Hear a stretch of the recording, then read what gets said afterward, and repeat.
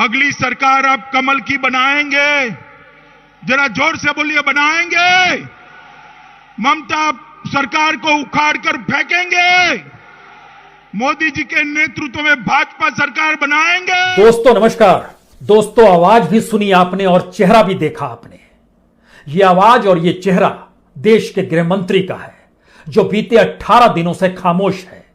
18 दिनों पहले यह चेहरा और आवाज जब सारे देश ने सुना था, तब वो पश्चिम बंगाल की जमीन थी। चुनाव की मुनादी हो रही थी, आखिरी चुनाव प्रचार का दिन था 27 अप्रैल। उसके बाद से भारत के भीतर में 18 दिनों में कौन सी स्थितियां पनपी कि गृह मंत्री खामोश हैं। वो कहां पर हैं, क्या कर रहे हैं, कोई नहीं जानता। जबकि समूची दुनिया में भारत को लेकर शोर है, हंगामा है। दुनिया के कई देश भारत की तरफ हाथ बटाने के लिए उठे हैं, लेकिन भारत के गृह मंत्री इस दौर में कहीं नजर नहीं आते। जबकि गृह मंत्रालय का दायरा न सिर्फ केंद्र राज्य संबंधों के इर्द गिर्द घुमड़ता है, बल्कि गृह मंत्रालय तो इस देश में देसी नीतियों को भी तय करता है। डोमेस्टिक पॉलिसी वही तय करता है। इतना ही नहीं, इस देश के भीतर में डिजास्टर मैनेजमेंट भी उसी के हाथ में है। लेकिन कहां पर है देश के गृह मंत्री और प्रधानमंत्री? इस दौर में नजर भी आए तो किसान सम्मान निधि की राशि बांटते हुए नजर आए। 4 महीने के 2000 रुपए, यानी प्रतिदिन 16 रुपए 66 पैसे, जिसमें कफन का एक टुकड़ा भी नहीं मिल पाएगा। क्योंकि कफन की सबसे बड़ी संख्या कहीं बनती है तो वो गया में बनती है। और गया के बुनकरों से पूछिए तो कहते हैं कि मार्च तक तो हम कफन बनाते थे लगभग 15 से 20 हजार, लेकिन आज की तारीख में 40 से 50 हजार कफन प्रतिदिन उन्हें भेजना पड़ता है। थोक में वह सप्लाई करते हैं और उस कफन के टुकड़े की कीमत सूती कपड़े की होती है 25 रुपए, टेरिकॉट की होती है 35 रुपए और सिल्क कपड़े के कफन की कीमत होती है 45 रुपए। और गांव के गांव में जब यह बीमारी फैल चुकी है, तो इस दौर में सरकार का काम क्या होना चाहिए? देश के गृह मंत्री को कहां नजर आना चाहिए? और संयोग से जानकारी मिली कि इस दौर में गृह मंत्री 2 बार गुजरात भी हो आए। वही गुजरात जिसके मॉडल ने इस देश को परेशान कर दिया है। क्योंकि गुजरात के भीतर जितने भी डेथ सर्टिफिकेट जारी किए गए, उसकी तुलना में औंस भर भी सरकारी आंकड़ा नहीं कह पाया कि इतनी मौतें हुई हैं। और इस देश के ग्रामीण इलाकों में जब बीमारी फैलती चली जा रही है, तो आपको जानना चाहिए, इस देश के तकरीबन 5 लाख गांव में कोई हेल्थ सर्विस नहीं है। और जरा सा आगे बढ़िएगा तो इस देश के 409 जिले ऐसे हैं जहां पर एक भी मेडिकल कॉलेज नहीं है। लेकिन सरकार कहां पर है? सरकार अगर गृह मंत्रालय के जरिए दिल्ली में कहीं नजर आई, तो वो नजर आई दिल्ली पुलिस के जरिए। और दिल्ली पुलिस भी उन्हीं हाथों में बेड़ियां लगाने पहुंच गई जो हाथ मदद के लिए उठे, जो इस देश के भीतर में, दिल्ली के भीतर से लोगों को सहयोग दे रहे हैं। कोई वेंटिलेटर दिला दे रहा है, कोई बेड उपलब्ध करा दे रहा है, कोई ऑक्सीजन सिलेंडर दे रहा है। उन्हीं से खोजबीन और पूछताछ के लिए दिल्ली पुलिस सक्रिय हो गई, क्योंकि हाईकोर्ट ने कहा है। हाईकोर्ट ने तो बहुत सारे निर्देश दिए और गृह मंत्रालय ने भी इससे पहले हाईकोर्ट के निर्देशों को माना क्या? इन सारे सवालों के बीच में सबसे बड़ा सवाल यह है कि इस देश के भीतर में क्या ऐसी परिस्थिति वाकई आ गई है जो मदद करेंगे, उन्हें कटघरे में खड़ा किया जाएगा? बीवी श्रीनिवास यूथ कांग्रेस के अध्यक्ष हैं, कर्नाटक के शिमोगा से आते हैं। वही शिमोगा जहां से येदियुरप्पा आते हैं, जो कि कर्नाटक के मुख्यमंत्री हैं। यह वही शिमोगा है जिसने दत्तात्रेय होसबोले को भी दिया है, जो कि संघ में दूसरे नंबर पर है। लेकिन आज की तारीख में जब आप कर्नाटक के शिमोगा में भी चले जाइएगा, वहां पर लोग बीवी श्रीनिवास को ज्यादा जानते हैं। और दिल्ली पुलिस उनसे पूछताछ कर रही है। उनके जरिए जब बातचीत हुई तो पता चला कि 250 मदद उन्हें हर दिन निजी तौर पर करते हैं। और देश भर में जो भी युवक कांग्रेस के लोग फैले हुए हैं, 1000 से ज्यादा हर दिन वो मदद कर रहे हैं। जबकि टेलीफोन और अलग अलग तरीके से मदद की गुहार 5000 से ज्यादा लगाई जाती है। आम आदमी पार्टी के दिलीप पांडे ने भी बताया, उनको भी लगभग 100 लोगों तक हर दिन पहुंचना ही पड़ता है मदद के लिए। उनके साथ 10 डॉक्टर संपर्क में, 10 वॉलंटियर साथ में, और पूरी दिल्ली के भीतर जो उनकी अपनी पॉलिटिकल पार्टी है, उनकी वो मदद लेते हैं। सवाल है कि इस दौर में कोई सिस्टम इस देश के भीतर में दवाई को लेकर है, हॉस्पिटल को लेकर है, इलाज को लेकर है, जब ग्रामीण इलाकों में मौतों की तादाद बढ़ गई है और गंगा और यमुना के भीतर में रेंगते तैरते शव नजर आ रहे हैं, उन शवों को बालू में ढका जा रहा है और जगह जगह पर उत्तर प्रदेश की जो परिस्थितियां नजर आ रही है वो इतनी भयावह हो चली है, तो इन सब के बीच हम किसे खोजें और किसे माने? हमें लगता है कि आज इस देश की असल तस्वीर को आप देख लीजिए। ये एक ऐसी तस्वीर है जिसमें यह भी सवाल होगा कि ऐसा नहीं है कि इस देश के गृह मंत्री, प्रधानमंत्री वाकई आंखों पर पट्टी बांधे हुए हैं, क्योंकि हमारी जानकारी के मुताबिक नॉर्थ ब्लॉक, साउथ ब्लॉक, उद्योग भवन, कृषि भवन, जो भी भवन दिल्ली के भीतर में उसमें काम करने वाले 11,000 से ज्यादा सेंट्रल सेक्रेटरीट सर्विस से जुड़े हुए लोग हैं और 100 से ज्यादा की मौत इस अप्रैल और मई के महीने में हो चुकी है। सेंट्रल सेक्रेटरीट सर्विस में जुड़े हुए लोगों में असिस्टेंट सेक्शन ऑफिसर, इनकी मौत की संख्या 15 से ज्यादा है, सेक्शन अफसर 15 से ज्यादा है, अंडर सेक्रेटरी लेवल के लगभग 7 हैं, डिप्टी सेक्रेटरी लगभग 5 हैं, डायरेक्टर लेवल पर भी 2 लोगों की मौत हुई है। यह सारी मौतों का सिलसिला है। कुछ रिटायर लोग थे, उनकी भी मौत हो गई। यानी ये सिर्फ सेंट्रल सेक्रेटरीट सर्विस का जब हम आपसे जिक्र कर रहे हैं तो मिनिस्ट्री ऑफ हेल्थ अफेयर्स की जो डायरेक्टर थी राधा रानी, उनकी मौत हुई। Ministry of road transport highway Hanif Akhtar, उनकी मौत हुई कोविड से। डिप्टी सेक्रेटरी लेवल पर होम अफेयर से जुड़े हुए अधिकारी, मिनिस्ट्री ऑफ स्टील से जुड़े हुए, डीओपीटी से जुड़े हुए, मिनिस्ट्री ऑफ टूरिज्म से, उनकी भी मौत हुई है। ये सब लोग दिल्ली के इर्द गिर्द, नॉर्थ ब्लॉक, साउथ ब्लॉक, इन तमाम भवनों के इर्द गिर्द बैठते हैं जो लुटियंस की दिल्ली पर, जहां पर प्रधानमंत्री कार्यालय भी है, जहां पर गृह मंत्रालय भी है। उन सब के भीतर भी मौत नाच रही है और खामोशी इस देश के भीतर में बढ़ती जा रही है। यह परिस्थिति इससे पहले इस देश में कभी नहीं थी। लाल बहादुर शास्त्री भी गृह मंत्री रह चुके थे। वह तो प्रधानमंत्री के तौर पर भी 1965 के वार में लोगों के बीच निकल गए थे, दान भी मांगते थे, किसानों से कहते थे फसल भी उपजाइए, और जवानों को डांडस बनाने भी निकल चलते थे। वो 65 का दौर था।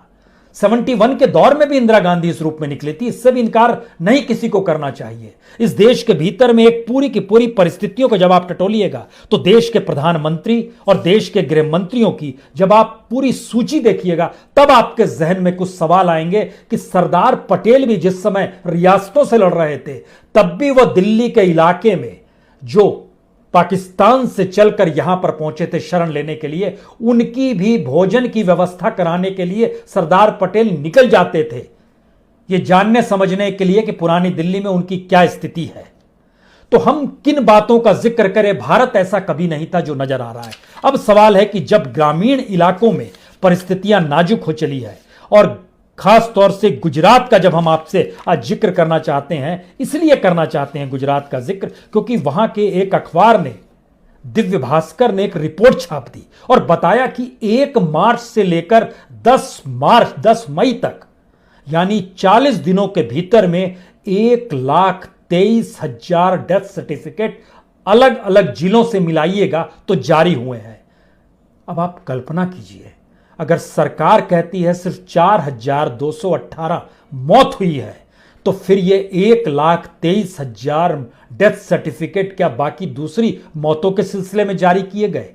क्योंकि सिलसिले को अगर देखिए तो 2020 की तुलना में भी ये दुगने हैं लगभग। 2020 में भी 1 मार्च से 10 मई तक 58,000 डेथ सर्टिफिकेट जारी हुए थे, लेकिन इस साल 1,23,000। जैसे राजकोट में देखिए 10,873 डेथ सर्टिफिकेट जारी हुए, गवर्नमेंट ने कहा सिर्फ 288 लोग मरे हैं। भावनगर में 4,158 डेथ सर्टिफिकेट जारी हुए, गवर्नमेंट ने कहा सिर्फ 134 लोग मरे हैं। अहमदाबाद में 2,126 लोगों की संख्या पिछली साल की तुलना में बढ़ गई। इस बार लगभग 13,593 लोग मरे हैं और सरकार की तरफ से कहा गया 2,000 लोगों की मौत हुई है। सूरत के भीतर में 8,851 डेथ सर्टिफिकेट जारी हुए, सरकार ने कहा 1,074 मौत हुई है। बड़ोदरा में 7,722 डेथ सर्टिफिकेट जारी हुए, सरकार ने कहा सिर्फ 189 लोगों की मौत हुई है। नवसारी में तो कहा सरकार ने सिर्फ 9 लोगों की मौत हुई है, लेकिन जब डेथ सर्टिफिकेट खोजे गए तो पता चला 3,434 डेथ सर्टिफिकेट इस दौर में जारी हुए हैं। अमरेली में सिर्फ 36 लोगों की मौत दिखाई गई इस दौर में, डेथ सर्टिफिकेट 5,449। ग्रामीण जामनगर के इलाके में 341 लोगों की मौत सरकार ने दिखाई। 4,894 डेथ सर्टिफिकेट जारी हुए हैं। मेहसाणा इलाके में 134 लोगों की मौत सरकार ने दिखाई। 3,150 डेथ सर्टिफिकेट जारी हुए।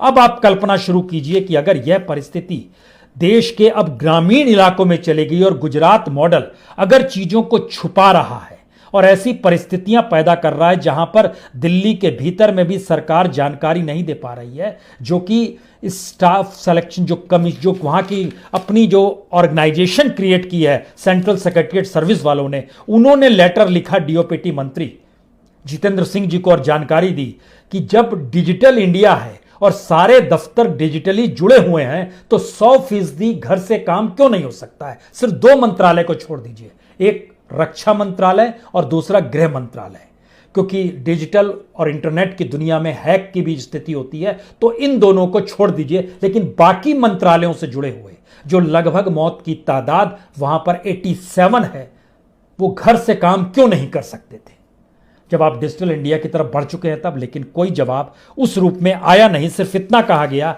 कि कल यानी परसों यानी सोमवार के दिन राष्ट्रपति भवन में वैक्सीनेशन कार्यक्रम रखा हुआ है, सब आकर वहां पर वैक्सीनेशन करा सकते हैं। यह काम सोमवार और मंगलवार के दिन होगा। यह स्थिति में हमको लगता है अगर हम आपको यह बताएं कि ग्रामीण इलाकों में जब यह चीजें फैल गई है तो उत्तर प्रदेश के भीतर में तकरीबन 56,000 गांव हैं।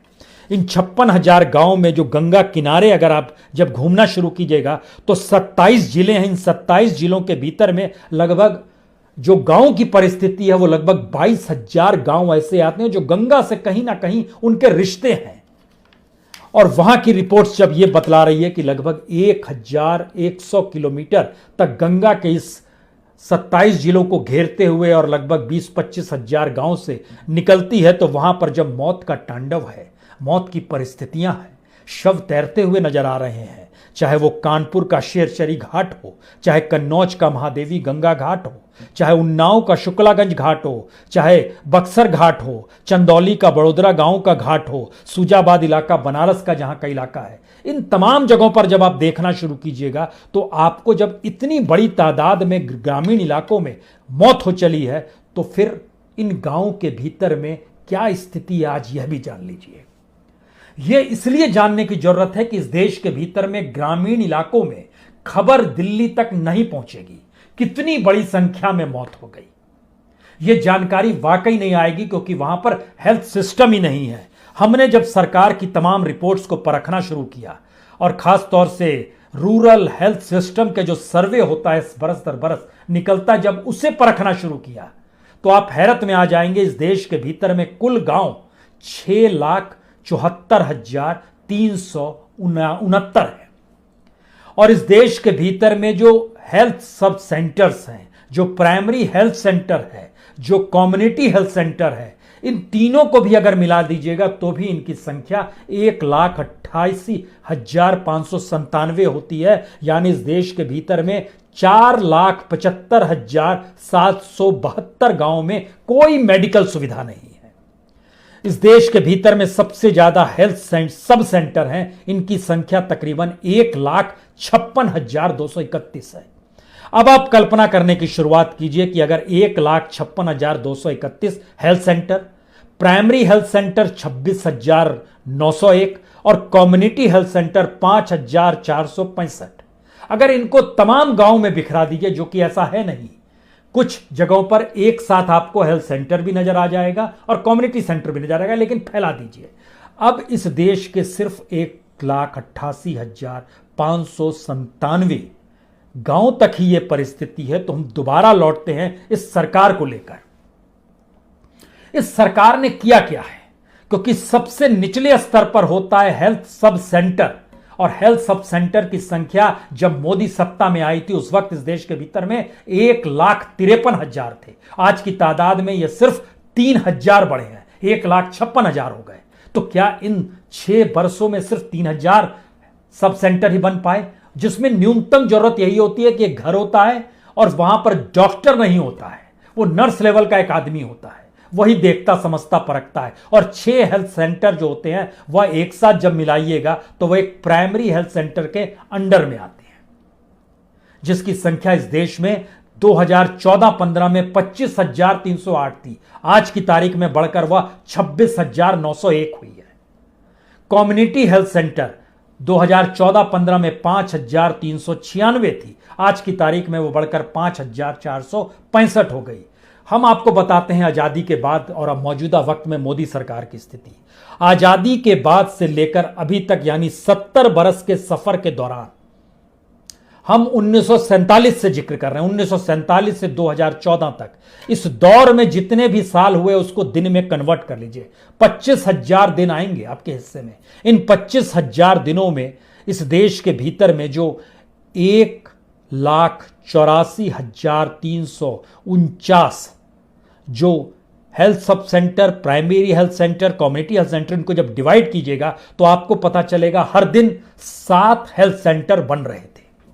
मौजूदा वक्त में जब आइएगा तो इन्होंने जो हेल्थ सेंटर बनाए हैं, इनकी कुल संख्या जो निकल कर आती है, इन्होंने जो चीजें बढ़ाई है वह लगभग 4,238 बनाई है और दिन मिले हैं 2,190, यानी प्रतिदिन 2 भी नहीं। यानी आजादी के बाद से अभी तक का एवरेज और इस 6 बरस का एवरेज, उस समय 7 बन रहे थे, आज 2 बन रहे हैं। यह स्थिति इस देश के भीतर में, हालांकि इन्होंने कहा कि हम आयुष्मान भारत के तहत 1.5 लाख हेल्थ सब सेंटर बनाएंगे, यह ऐलान हुआ, बना नहीं है। ऐलान किया गया 2018 में हम बनाएंगे, लेकिन जिन जगहों का हम जिक्र कर रहे हैं, जिन गांवों में है भी सेंटर्स, वहां की क्या स्थिति है, तो वहां बीमारी पहुंचेगी तो क्या होगा। WHO की रिपोर्ट का जिक्र आपसे हम कर रहे हैं।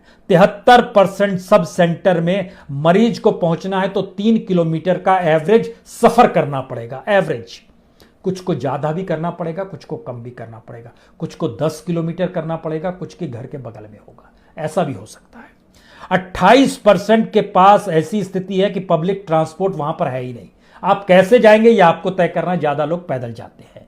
20% ऐसे हैं इन जगहों पर जो हमने नाम लिया, जो 1,88,597 सेंटर का जिक्र ग्रामीण इलाकों को लेकर कर रहे हैं, वो सारे के सारे पब्लिक ट्रांसपोर्ट से दूर हैं।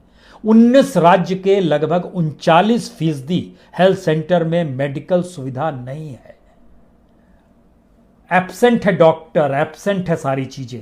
और जो public health foundation of India, उसकी रिपोर्ट बतलाती है कि बिना इंफ्रास्ट्रक्चर, बिना दवाई, बिना बेड और तो और बिना पानी की परिस्थितियों के साथ भी लोगों को जीना पड़ता है। इसीलिए इसके ठीक समानांतर जब यूनाइटेड नेशन ने रिपोर्ट जारी की कोविड से ठीक पहले की, और दूधमुए बच्चों की मौत का सिलसिला भारत टॉप पर था। क्यों टॉप पर था? क्योंकि ग्रामीण इलाकों में हेल्थ सर्विस नहीं है। उन्होंने बताया कि अस्पताल तक पहुंचने का साधन नहीं, इलाज तुरंत मिला नहीं, कोई इंफ्रास्ट्रक्चर इलाज का था नहीं।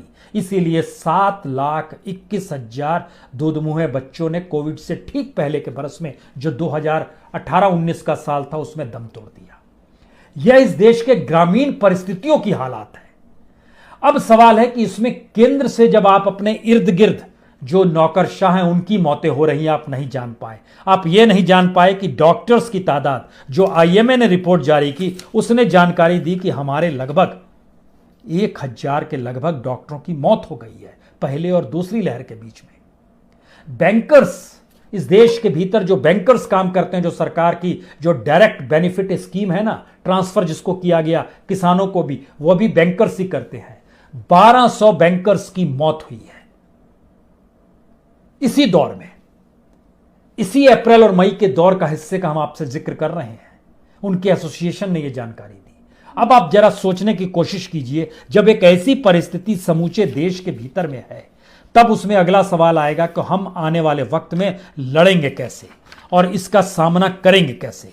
और इसको लेकर जब हमने सोचना शुरू किया कि क्या वाकई, तो हमें पता चला कि इस देश के भीतर में जो पूरे 718 जिले हैं, उन 718 जिलों में से 409 जिलों में तो एक भी मेडिकल कॉलेज तक नहीं है। यानी डॉक्टर निकलेंगे कहां से? इस देश के सिर्फ 5 राज्यों को अगर मिला दीजिएगा तो 50% वहीं से डॉक्टर निकलते हैं। वहीं पर मेडिकल कॉलेजों की संख्या है, वहीं सब कुछ है। आप कहेंगे वो कौन है, यह भी बता दीजिए। तमिलनाडु, महाराष्ट्र, कर्नाटक, उत्तर प्रदेश, वेस्ट बंगाल, यहां पर 42,565 सीट जो है यहीं से निकल कर आती है। हालांकि सरकार ने इन सब के बीच में कहा कि हम 157 मेडिकल कॉलेज खोलेंगे। ये सरकार के फरवरी का प्रपोजल हम आपको बता रहे हैं 2021 के, उसको भी 3 फेज में बांटा गया। 58 फर्स्ट फेज में खुलेंगे, 24 दूसरे फेज में खुलेंगे, 75 तीसरी फेज में खुलेंगे। कुल खर्चा 24,000 करोड़ का होगा। सेंटर सिर्फ 15,000 करोड़ देगी, बाकी स्टेट देगा। ना पैसा सेंटर के पास है ना स्टेट के पास है, तो मेडिकल कॉलेज खुलेंगे कैसे? और मेडिकल की पढ़ाई इतनी कॉस्टली हो गई। जब हम आपसे जिक्र कर रहे हैं तो आपको यह भी जानना चाहिए कि जो कॉलेजों की स्थिति है इस देश के भीतर में, उन कॉलेजों में जो गवर्नमेंट कॉलेज है और प्राइवेट कॉलेज है, इसमें भी भयानक अंतर है। फीस का डिफरेंस बड़ा जबरदस्त है। 275 गवर्नमेंट कॉलेज है, 287 प्राइवेट कॉलेज है। कुल मिलाकर 84,649 डॉक्टर्स की सीट होती है, जो पूरी नहीं भर पाती है, क्योंकि इस देश के भीतर में फीस दे पाने की स्थिति में भी यहां के बच्चे और उनके मां बाप नहीं है। हम कौन सी लड़ाई किससे लड़ने वाले हैं, सोच समझकर कि यह महामारी आने वाले वक्त में कंटिन्यू करेगी, जिसे सरकार बोलने से हिचकती नहीं है। और प्रधानमंत्री ने यह भी कहा, मैं भी आपके दुख में शरीक हूं। सवाल यह था कि जब वह डिजिटल तौर पे भाषण दे रहे थे, किसानों को 2,000 रुपए दे रहे थे, तो उनको किसी ने क्यों नहीं बताया कि 2,000 रुपए में कितने कफन आएंगे? और किसानों की मौत इस दौर में गांव के भीतर किसान मजदूरों की जो मौत हो रही है, वह इस 2,000 रुपए पर भी भारी पड़ जाएगी। क्यों किसी ने नहीं बताया? और अगर नहीं बताया तो इनका दुख और शमशान घाट में कतार लगाए हुए लोगों का दुख, क्या इन दोनों को एक साथ देखा जा सकता है? ये तमाम परिस्थितियां इस देश के भीतर में सवाल खड़ा करेगी। और ये सवाल इतने भयावह हैं, जो विभाजन के वक्त इस देश में 2 जून की रोटी, 1961 वार और 65 के वार के समय इस देश के भीतर की आर्थिक सामाजिक परिस्थिति, उनके साथ खड़ा होने की हिम्मत उस वक्त के गृह मंत्री और प्रधानमंत्री दोनों में थी। लेकिन आपने सार्वजनिक तौर पर इस दौर में प्रधानमंत्री को नहीं देखा, स्क्रीन पर जरूर देखा। गृह मंत्री तो गायब हैं, गृह मंत्री कहीं नजर नहीं आते हैं। जब इन चीजों का जिक्र करते हैं तब यह सवाल वाजिब हो जाता है कि इस देश के भीतर में कोई सिस्टम काम कर रहा है या नहीं। शमशान घाट में जगह मिले, इसका कुछ आपने डिसीजन लिया कि नहीं लिया? मेडिसिन मिल जाए, शहर के भीतर में रेमडेसिविर नहीं मिल रहा है तो गांव में पैरासीटामोल नहीं मिलता है। और आपको यह भी जानकर हैरत होगी, पैरासीटामोल का एक टैबलेट 10 रुपए में मिलता है गांव में, जबकि दिल्ली जैसी जगह में 10 से 15 रुपए में वो एक पत्ती मिलती है, जिसमें 10 टैबलेट होते हैं। अब आप कल्पना शुरू कीजिए कि जो भी दवाई उपलब्ध होनी चाहिए, जो न्यूनतम जरूरत, पैरासीटामोल, क्रोसिन हम कह रहे हैं, 10 रुपए में एक टैबलेट ग्रामीण इलाकों में मिल रहा है। क्योंकि ये जानकारी आई कि इस टैबलेट को खाते रहिए, जिससे कुछ चीजें ठीक रहेंगी, आपको फीवर नहीं होगा, फीवर होगा तो उससे बचिएगा, बॉडी एक कम होगा। और यही दवाई एकमात्र है जो कि साइड इफेक्ट्स नहीं करेगी। वह भी गायब, वह भी ब्लैक में। कोई सिस्टम कहीं काम करेगा जो कि आता है इस देश के भीतर में, और प्रधानमंत्री के मातहत या देश के गृह मंत्री के मातहत? क्योंकि इन बातों का जिक्र इसलिए है क्योंकि सवाल सिर्फ ऑक्सीजन भर का नहीं था। सवाल था, जब आपने कोई सिस्टम बनाया नहीं तो उस सिस्टम के भीतर रुकावट कौन पैदा कर रहा है? जो मदद कर रहे हैं वो रुकावट पैदा नहीं कर रहे हैं, वो कि सहयोग कर रहे हैं। क्योंकि आपके हिसाब से सारे अस्पताल इस वक्त आपके कब्जे में होने चाहिए, क्योंकि जिस तरीके से लोगों को अपने हाथ से पैसा देने को मजबूर, एक्सटॉर्शन कहिए, महाराष्ट्र सरकार ने यह प्रयास किया है। सारे हॉस्पिटल्स अब गवर्नमेंट अपने पास ले लेगी। सेंट्रल गवर्नमेंट यह ऐलान क्यों नहीं कर सकती है कि सारे हॉस्पिटल्स उसके पास रहेंगे? क्योंकि आज की तारीख में 5 लाख से 25 लाख तक आपको देने पड़ेंगे प्राइवेट हॉस्पिटल में अगर आपको इलाज कराना। और यह पैसा देने के लिए आप पीएफ से पैसा निकालेंगे, आप सोने गहने बेचेंगे, आप कर्ज लेंगे, आपके पास जो भी जहां पर होगा घर बेच देंगे जान बचाने के लिए। यह सारी परिस्थितियां इस देश के भीतर में हो रही है। लेकिन गृह मंत्री गायब है। लेकिन प्रधानमंत्री इस फुर्सत में है कि किन परिस्थितियों में इस देश को देखा जाए और कैसे देखा जाए। आखिरी बात, हमको लगता है आखिरी बात थोड़ी संवेदनशील इसलिए है, 1911 में जब इस देश की जनसंख्या गिनी गई थी भारत की, वो जनसंख्या थी 25,20,93,390 और 1921 में जब गिनी गई, 100 साल पहले का जिक्र हम आपसे कर रहे हैं, 1911 और 1921, हर 10 साल के बाद जो सेंसस होता है उसमें जनसंख्या बढ़ती है, लेकिन इतिहास में सिर्फ पहला मौका वो था। 1911 में जितनी जनसंख्या थी, 1921 में उस जनसंख्या में 7,72,177 जनसंख्या कम हो गई थी, क्योंकि उस वक्त अगर याद कीजिए तो स्पेनिश फ्लू आया था, इन्फ्लुएंजा था, और मौत इस देश के भीतर में इतनी बड़ी तादाद में हुई थी कि जनसंख्या गणना जब की गई तो 10 बरस के बाद जनसंख्या कम हो गई। जो स्थिति इस देश के भीतर में है, 2021 की जनसंख्या कहीं 2011 के नीचे तो नहीं चली जाएगी? यह एक डराने वाला सवाल है। बहुत बहुत शुक्रिया।